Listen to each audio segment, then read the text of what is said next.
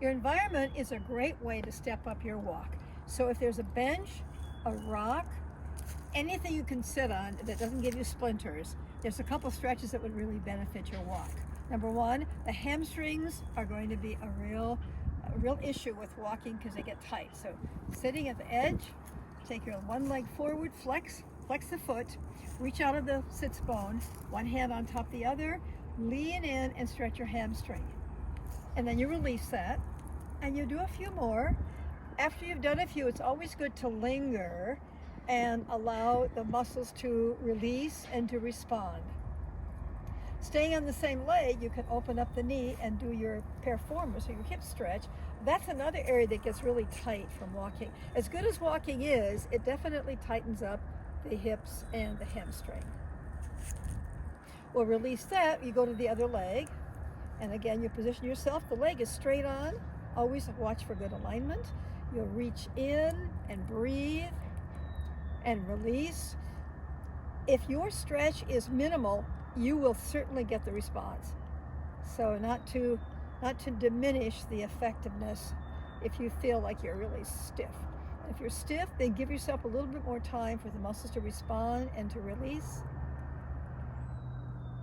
And you can pull the leg up and make sure that the ankle is on the knee and not the instep. So you want to make sure that you keep that alignment. You can sort of kind of lean into it.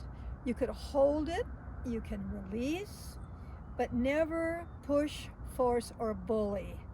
It's all meant to be friendly stretches. What a great way to enjoy your environment, huh? While you're here, I've got one more stretch for you. Actually, it's not even a stretch, it's a great strengthening exercise. This is what we call a tricep dip. Place your hands on the bench, and if you have a rock, hopefully that'll work for you too. You're gonna step your feet away, roll the shoulders back, you stay in neutral pelvis, neutral spine, you do a little bit of a dip, and you push up.